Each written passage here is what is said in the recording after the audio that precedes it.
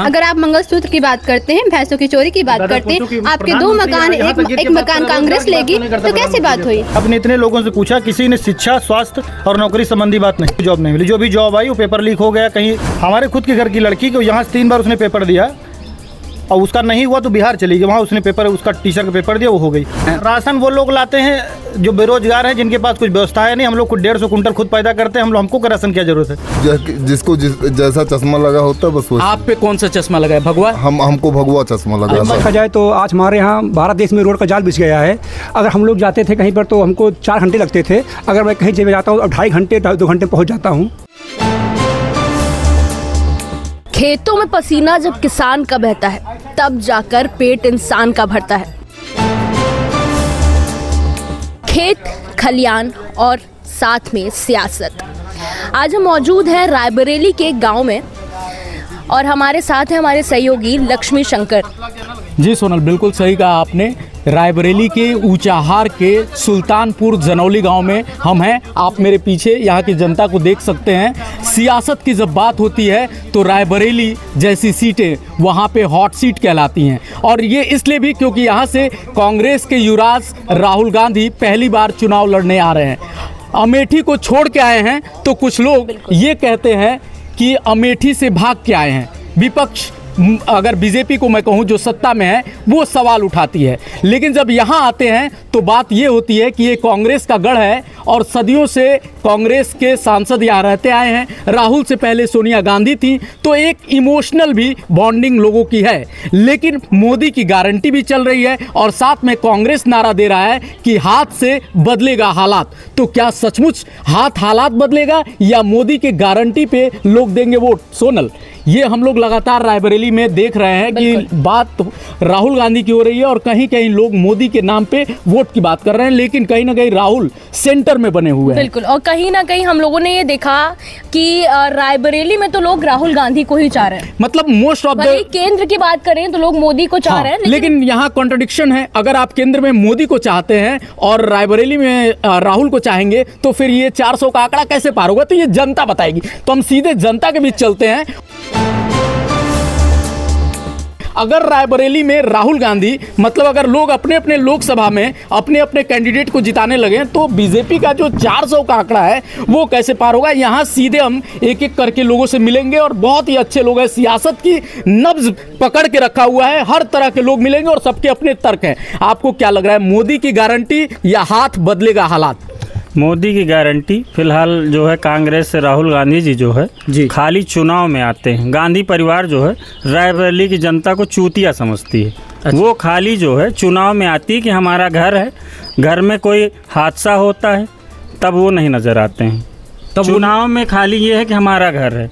मतलब आपको लग रहा है कि वो बाहरी कैंडिडेट दे के यहाँ की जनता को छलते हैं? बिल्कुल बिल्कुल बिल्कुल। तो मतलब क्या बीजेपी मानी जाए कि रायबरेली में आगे बढ़त पे है? जी जी जी। लेकिन मैं तो जहाँ तक गया, बहुत जगहों पे सुना, तो वहाँ ये कह रहे हैं लोग कि यहाँ की जनता जो है वो कांग्रेस से जुड़ी हुई है और वो जो बॉन्डिंग है वो छूटने वाली नहीं है। नहीं, ऐसा कुछ नहीं है। जनता तो वहाँ अमेठी में भी जुड़ी थी, इनसे छूटने वाली नहीं थी, लेकिन छूटी। वहाँ अमेठी छोड़ के रायबरेली आना पड़ा इनको। अच्छा। अब वहाँ की जनता समझ गई, यहाँ की जनता। मतलब आप मोदी से खुश हैं फिलहाल? बिल्कुल, बिल्कुल। अच्छा, आपका क्या कहना है कि क्या, कहाँ जा रहा है रायबरेली की लड़ाई, कहाँ जा रही है? बीजेपी में, बीजेपी की तरफ। रायबरेली में कांग्रेस कमल खिलेगा, कमल खिलेगा। मतलब ये आप ये कह रहे हैं कांग्रेस का गढ़ इस बार ध्वस्त हो जाएगा? कांग्रेस का गढ़ ध्वस्त इसलिए हो जाएगा कि इसके पहले सोनिया जी हमारे यहाँ से जो है माने सांसद थी, तो वो जो है अपना जो है प्रमाण पत्र तक नहीं लेने आई।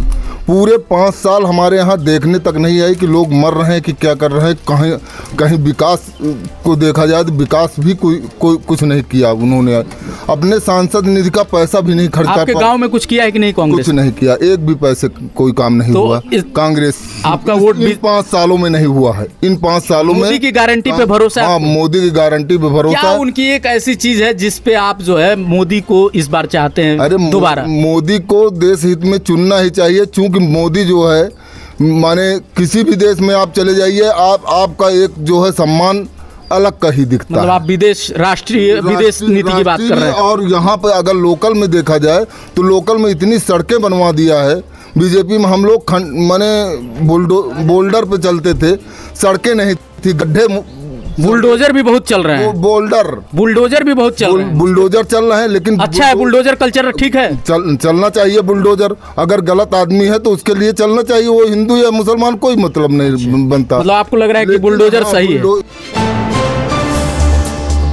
किसको आप 2024 में देखना चाहते हैं? केंद्र में तो मोदी प्रधानमंत्री बनेंगे, और अगर रायबरेली से बात करें राहुल गांधी सांसद तो ऐसे क्या कुछ वजह हो सकती है कि आपने काफी दिनों से जुड़े हुए इंदिरा, राजीव, सोनिया, जवाहरलाल नेहरू, फिरोज गांधी, कांग्रेस, सब लोग जुड़े हुए हैं।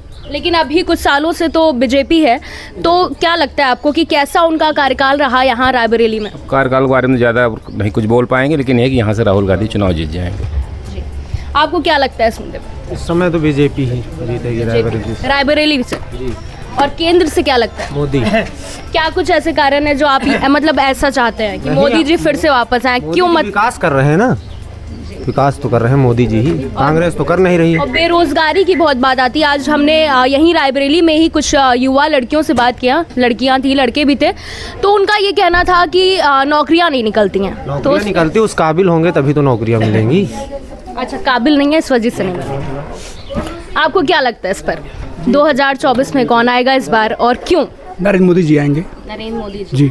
और मतलब क्यों, ऐसा क्यों आप कह रहे हैं? इतने काफ़ी कॉन्फिडेंट दिख रहे हैं मुझे आप इस बारे में। उनका काम भी ऐसे इतना अच्छा किया, उन्होंने राष्ट्र हित के लिए किया है। और कहीं भी देखा जाए तो आज हमारे यहाँ भारत देश में रोड का जाल बिछ गया है। अगर हम लोग जाते थे कहीं पर तो हमको 4 घंटे लगते थे, अगर मैं कहीं जगह जाता हूँ अब 2.5 घंटे 2 घंटे पहुँच जाता हूँ। अगर आगरा जाना होता है 2.5 घंटा लगता है, पहले हमको 4-4, 5-5 घंटे लगते थे। तो मतलब आपको सरकार में बदलाव नहीं चाहिए इस बार? बिल्कुल बदलाव नहीं चाहिए आपको सरकार में? हाँ, सरकार ही नहीं चाहिए, मोदी जी फिर से वापस।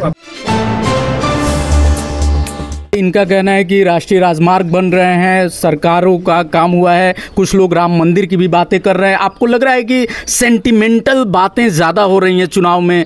चुनाव को कहीं ना कहीं एक अलग फेज में ले जाया जा रहा है, एक अलग ट्रैक पे ले जाया जा रहा है? जी बिल्कुल, कुछ ऐसा उलझाया जा रहा है आपको लग रहा है? जी बिल्कुल उलझाया। आपने इतने लोगों से पूछा, किसी ने शिक्षा, स्वास्थ्य और नौकरी संबंधी बात नहीं की। किसी ने नहीं पूछा कि 10 साल में नौकरी कितनी निकली, कितने लोगों को। अब हमारे इस प्रॉपर गाँव में 10 वर्षों में रेयर कोई एक आध लड़का लड़की हो गया हो, बाकी किसी को जॉब नहीं मिली। जो भी जॉब आई वो पेपर लीक हो गया कहीं, मतलब प्रॉब्लम शिक्षा से जो भी जुड़े लोग हैं। हमारे खुद के घर की लड़की को यहाँ से 3 बार उसने पेपर दिया और उसका नहीं हुआ तो बिहार चली गई, वहाँ उसने पेपर, उसका टीचर का पेपर दिया, वो हो गई।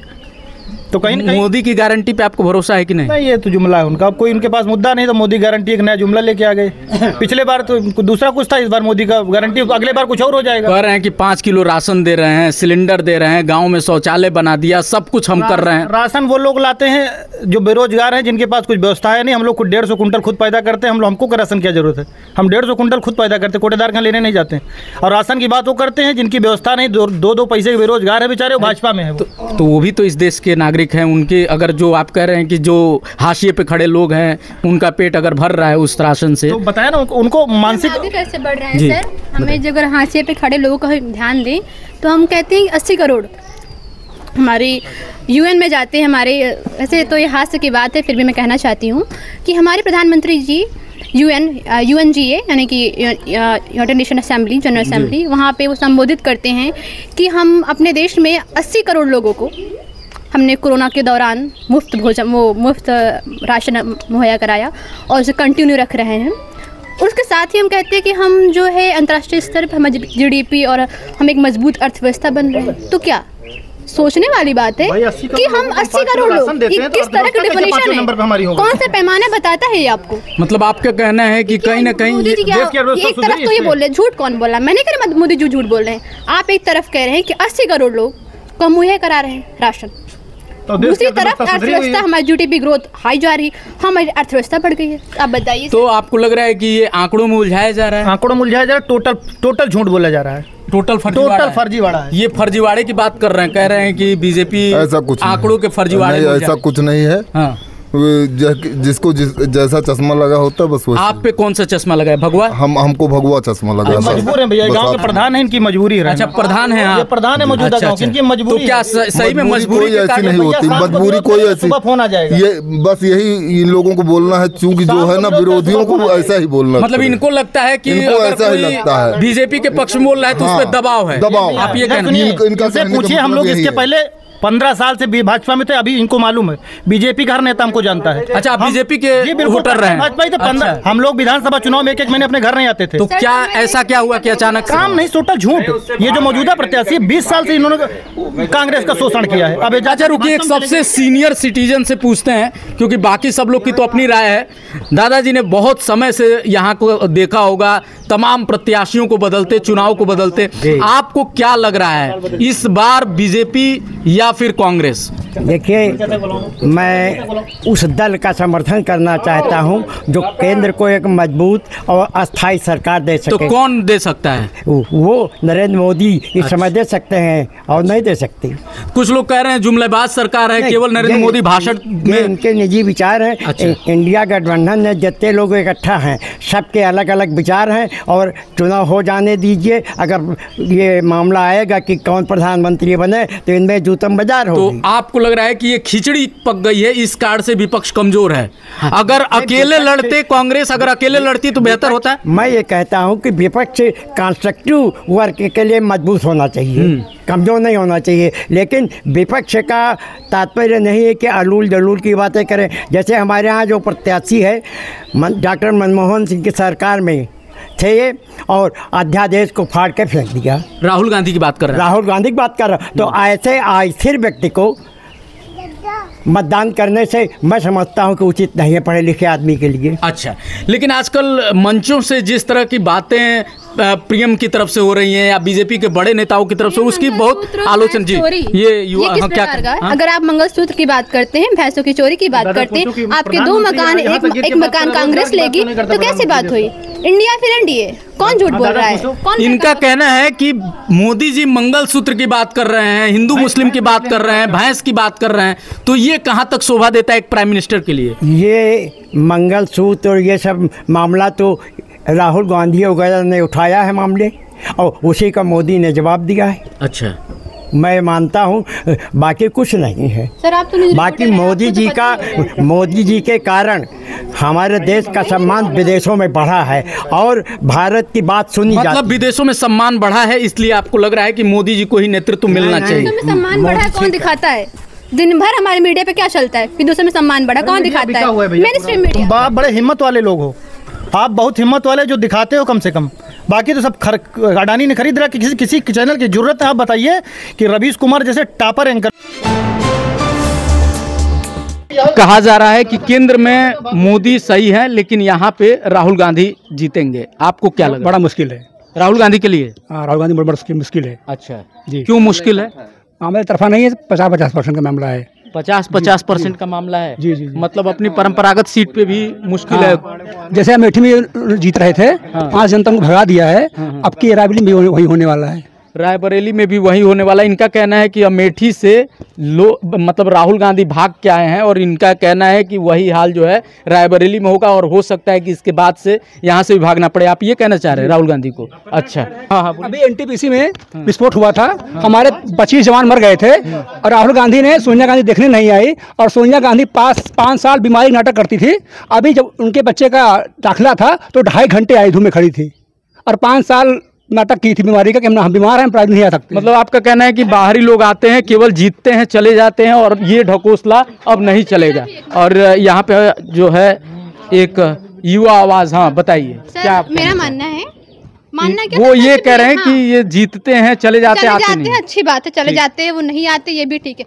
हमारे पिता लोग जब बाहर कमाते हैं वो भी नहीं आते, पैसा आ रहा है ना, उससे काम हो रहा है। हम उनकी योजना, भैया हम अगर मोदी हमारे अंकल नहीं हो जाएंगे, नहीं दिनेश कुमार जी हमारे अंकल हो जाएंगे। विदेश में लोग, विदेशों में जाते 3 साल का वीजा लगा के, 3 साल तक कोई नहीं आता है, घर की स्थिति सुधर जाती है। बेरोजगारी तो एक है। क्वालिटी एजुकेशन, अगर क्वालिटी एजुकेशन में मिली होती क्वालिटी एजुकेशन, तो आज हमें बहुत सारे आयाम है, जैसे कि लोगों को सरकारी नौकरी नहीं अवेलेबल है। ये बात सच है कि सबको सरकारी नौकरी नहीं मिल सकती है, लेकिन क्या जब बच्चा आपका इंटर पास कर लेता है, हाई स्कूल पास कर लेता है, तो ऐसा एजुकेशन सिस्टम है? एनईपी 2020 आई है, उसमें भी नहीं है सिस्टम कि हाई स्कूल और जो है 12th पास आउट बच्चा 20-25 हज़ार रुपये कमा सके।